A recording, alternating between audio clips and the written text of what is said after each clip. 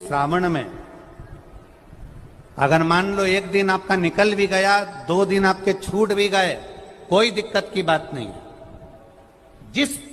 जो पेड़ तुम्हारे यहां लगा हो, जो पौधा तुम्हारे यहां लगा हो, जो वृक्ष तुम्हारे यहां लगा हो, जो क्यारा तुम्हारे यहां, कुंडी तुम्हारे यहां, उसी की मिट्टी को, उसी के पेड़ के नीचे, उसी पौधे के नीचे, उस मिट्टी को थोड़ा सा हाथ से उसको उठाकर एक लिंग की आकृति बना ले। उसमें जलाधारी बनाने की जरूरत नहीं, केवल लिंग की आकृति बनाकर उसी की पूजन वहीं कर पानी चढ़ाकर 15 से 20 मिनट बाद अपना काम करने के बाद उसी को उसी मिट्टी में विसर्जन कर दें अपनी कामना कर देव अधिदेव महादेव 2 महीने के बाद क्या देगा ये वही जान सकता है। सोमवार के दिन तू मेरे मंदिर के दरवाजे पर चौखट पर बैठ जाना, और दूसरा प्रतिदिन शाम के समय पर तू बेलपत्री के पेड़ के नीचे बैठ जाना। जो तेरी बेल वृक्ष के नीचे सेवा करने आए, जो शंकर जी के मंदिर में सोमवार को जल चढ़ाने आए, उसका जो पात्र जल चढ़ाकर जब वो घर लेकर जाए, उसके पीछे पीछे, पात्र के पीछे पीछे तू जाना और उसके घर में लक्ष्मी का भंडार भरकर आए। लक्ष्मी बेलपत्र के वृक्ष के नीचे तू विराजमान हो जा। उस बेलपत्र के वृक्ष के नीचे जो बुआरी लगाए, सेवा करे, चाकरी करे, एक बेटी को जैसे बड़ा करते हैं वैसे बेलपत्री के वृक्ष को जो बड़ा करे, बेलपत्री के वृक्ष का जो पालन करे, पोषण करे, उसकी संभाल करे, उस बेलपत्री के वृक्ष को जैसे जैसे वो उन्नति करे वैसे वैसे उसके घर में समृद्धि बढ़ते जाए। उस जिसका खुद का मकान नहीं हो, खुद का मकान नहीं हो, किराए के मकान में रहते रहते जिंदगी बीत रही, खुद का नहीं, और बहुत दुख का जीवन चल रहा हो, बहुत कष्ट का जीवन, बहुत अपना खुद का कोई मकान नहीं, मान लो प्लाट है पर मकान बन नहीं रहा, या कोई प्रॉपर्टी अपनी नहीं बन रही, तो हम इस व्यासपीठ से कहना चाहेंगे कि एक प्रयोग अवश्य करिएगा, एक प्रयोग अवश्य। अपने आसपास के 5-6 बेलपत्र के वृक्ष देख लीजिए। अपने आसपास के नजदीक के 5-6 बेलपत्र के बड़े बड़े वृक्ष देख लो या छोटे वृक्ष देख लो।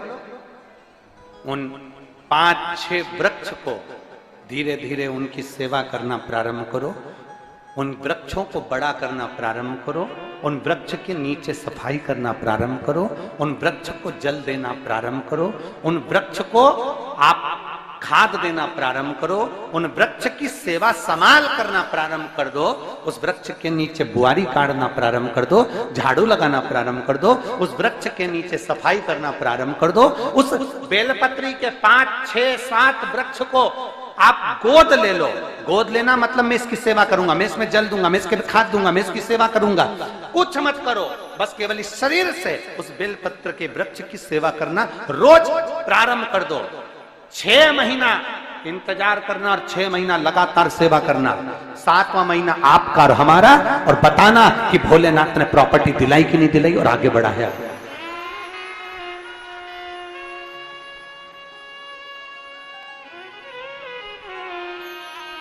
एक बेलपत्र का वृक्ष जिसके नीचे माता लक्ष्मी विराजमान होती है, एक बेलपत्र के वृक्ष के नीचे लक्ष्मी रहती है। दुनिया के लोग कहते हैं लक्ष्मी जी का दिन कौन सा है, बोलो जम के जल्दी से। शुक्रवार। दुनिया के लोग कहते हैं लक्ष्मी जी का दिन शुक्रवार है, पर माता लक्ष्मी से पूछा जाए कि तुम्हारी माता ख्याति देवी नारायण भगवान के साथ तुम्हारी शादी नहीं कर रही थी, शंकर को लक्ष्मी दे रही थी, तब तुमने भगवान शंकर से विनती करी, भोले बाबा मैं नारायण से प्रेम करती हूं, भगवान नारायण से मेरा विवाह हो। तो माता ख्याति देवी से शंकर भगवान ने विनय कर कहा कि लक्ष्मी जी का विवाह नारायण के साथ कर दिया जाए। भगवान नारायण के साथ जब लक्ष्मी जी का विवाह हो गया, तब लक्ष्मी जी हाथ जोड़कर बोलती हैं, बाबा मेरा विवाह नारायण के साथ हो गया, पर मैं आपके चरणों की सेवा करना चाहती हूँ, बाबा आप कृपा करिए कि मैं क्या करूं आपके लिए। शंकर भगवान कहते हैं, लक्ष्मी बस 2 चीजें कर दे, एक सोमवार के दिन तू मेरे मंदिर के दरवाजे पर चौखट पर बैठ जाना, और दूसरा प्रतिदिन शाम के समय पर तू बेलपत्री के पेड़ के नीचे बैठ जाना। जो तेरी बेल वृक्ष के नीचे सेवा करने आए, जो शंकर जी के मंदिर में सोमवार को जल चढ़ाने आए, उसका जो पात्र जल चढ़ाकर जब वो घर लेकर जाए, उसके पीछे पीछे, पात्र के पीछे पीछे तू जाना और उसके घर में लक्ष्मी का भंडार भरकर आए। लक्ष्मी बेलपत्र के वृक्ष के नीचे तू विराजमान हो जा। उस बेलपत्र के वृक्ष के नीचे जो बुआरी लगाए, सेवा करे, चाकरी करे, एक बेटी को जैसे बड़ा करते हैं वैसे बेलपत्री के वृक्ष को जो बड़ा करे, बेलपत्री के वृक्ष का जो पालन करे, पोषण करे, उसकी संभाल करे, उस बेलपत्री के वृक्ष को जैसे जैसे वो उन्नति करे वैसे वैसे उसके घर में समृद्धि बढ़ते जाए, उसके घर में वैभव बढ़ते जाए। ये शंकर भगवान माता लक्ष्मी से करे, भगवान शिव माता लक्ष्मी से करे।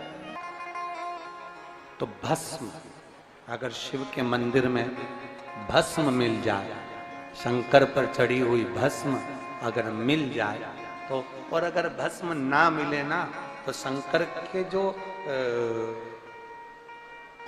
शंकर भगवान का जो शिवलिंग है, शिवलिंग के आसपास में जो जलाधारी है, यहां अगर भस्म ना मिले तो इस जलाधारी पर अपना हाथ स्पर्श कर कर अपने तन पर उसको लगाकर जरूर आए। भस्म, एक शंकर पर चढ़ा हुआ जल, दूसरे नंबर पर है शंकर पर चढ़ी हुई भस्म। ये दो स्पर्श जरूर, स्पर्श। एक भस्म का एक बड़ा सुंदर चरित्र आता है। दूसरा, जिस भूमि पर बैठकर कथा सुनो उसकी रज को अपने मस्तक पर थोड़ा सा लगाकर अवश्य जाओ, वो जीवन का एक आनंद है। और शंकर के मंदिर में जाओ तो दो चीजें अवश्य लेकर आओ।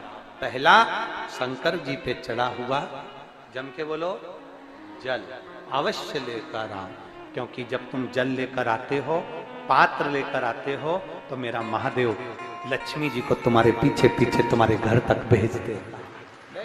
चढ़ी हुई बेलपत्र मत खाओ, लोग कहेंगे शंकर पर चढ़ा हुआ ये मत खाओ। हम इस व्यासपीठ से निवेदन करना चाहेंगे कि आप अगर दिल रखकर अपने बाबा से कहोगे ना, तो बाबा पर चढ़ा हुआ जो जल है ना, वो जल साधारण नहीं रहता। मेरा भोलेनाथ जब दुनिया को अमृत देता है तो तुमको भी अमृत दे देता है। दो चीजें कभी मत छोड़ो। अगर मंदिर में गए हो तो दो चीजें कभी मत छोड़ो। कथा में गए हो तो दो चीजें कभी मत छोड़ो। एक, कथा श्रवण करना, दूसरा जहां कथा बैठकर सुनते हैं वहां की रज को अपने मस्तक पर लगाना।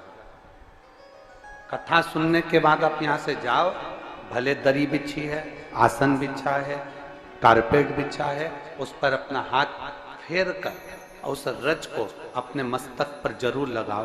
क्योंकि शिव पुराण में, भागवत पुराण में, स्कंद पुराण में, कुर्म पुराण में, नर्मदा पुराण में, लिंग पुराण में, नारद पुराण में, ब्रह्म वैवर्त पुराण में, जितनी भी पुराणे हैं सब पुराणों में लिखा है कि जिस स्थान पर बैठकर हम भगवान की कथा को सुनते हैं, उनको याद करते हैं, जितनी देर हम उनको याद करते हैं उतनी देर वो परमात्मा उस स्थान पर बैठा हुआ रहता है।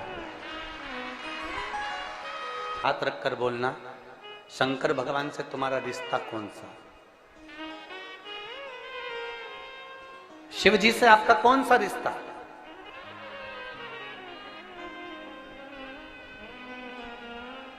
शंकर भगवान को आप क्या मानते हो? हमने आपको एक संबंध बताया था कि सीहोर कुबेरेश्वर धाम आपका मायका है, तो हम आपके भाई हैं, तो शंकर भगवान आपके पिता हैं, आपके बाप हैं, आपका बाबा है, आपका दादा है।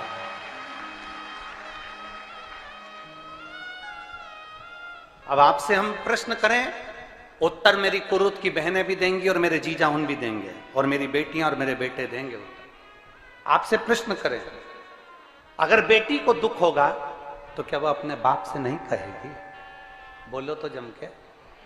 बेटी को तकलीफ है वो अपने बाप से ना कहेगी। बेटे को तकलीफ है तो वो अपने पिता से, अपनी मां से नहीं कहेगा, मम्मी मुझे ये तकलीफ है, पापा मुझे ये दुख है, मां मुझे ये तकलीफ है, पिताजी मुझे ये कष्ट है। क्या वो अपने माँ बाप से नहीं कहेंगे? क्या वो अपने माँ बाप से विनय नहीं करेंगे? और माँ पिता फिर उसके करीब में, उसके नजदीक में जो भी होता है वो माँ बाप निकाल कर उसको दे देते हैं, माता पिता उसको दे देते हैं। माता लोग कहते हैं कि शंकर जी पे चढ़ा हुआ जल मत पियो, लोग कह देते हैं शंकर जी पे चढ़ी हुई बेलपत्र मत खाओ। कोई इस बहन से पूछे, सुनीता सोनी से, कि शंकर पर चढ़े हुए जल से उसकी गांठ जो डबल से उसके शरीर में आ गई थी वो समाप्त हो गई, तो जरा विश्वास करिएगा कि एक बेटी अपने माँ बाप से ही तो कहेगी, और बाप के पास में जो होगा वही तो अपनी बेटी को देगा दुख को मिटाने के लिए। तो मेरे शंकर भगवान के पास तो उसका चढ़ा हुआ जल है। दूसरा, जिस भूमि पर बैठकर कथा सुनो उसकी रज को अपने मस्तक पर थोड़ा सा लगाकर अवश्य जाओ, वो जीवन का एक आनंद है। और शंकर के मंदिर में जाओ तो दो चीजें अवश्य लेकर आओ। पहला, शंकर जी पे चढ़ा हुआ, जम के बोलो, जल अवश्य लेकर आओ, क्योंकि जब तुम जल लेकर आते हो, पात्र लेकर आते हो, तो मेरा महादेव लक्ष्मी जी को तुम्हारे पीछे पीछे तुम्हारे घर तक भेज देगा। दो चीजें लेकर अवश्य आओ। और शिव पुराण में जाओ तो दो चीजें लेकर अवश्य जाओ। पहले नंबर पर शंकर की कथा और अपने अंदर विश्वास कि मेरे महादेव की मैंने कथा सुनी है, अब मैं भटकूंगी नहीं। सारी दुनिया में मैंने ठोकर खा ली, अब कहीं ठोकर नहीं खाऊंगी, अब तो दरवाजे पर महादेव के जाऊंगी, बाकी की कह।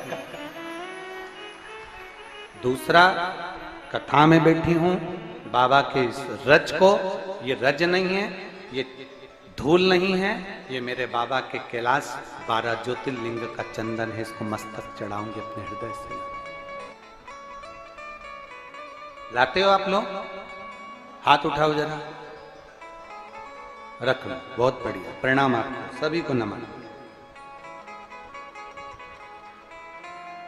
2 बूंद जल लेकर आओ, पगला नहीं पियो तो उस जल को अपने घर में छींच दो।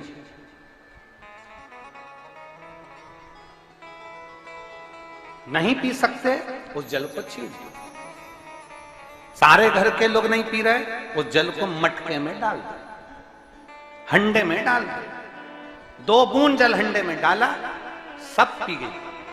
आपको अलग अलग किसी को देने की जरूरत नहीं पड़ी, किसी को नहीं।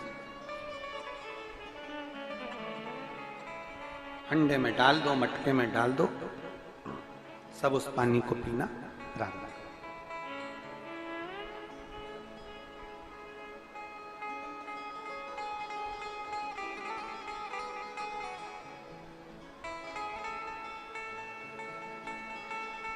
उस जल के महत्व को जो बच्चों का दर्द नहीं देख सकते, जब माता पिता अपने बच्चों का दर्द नहीं देख सकते तो देव अधिदेव महादेव तुम्हारा दर्द कैसे देखेंगे?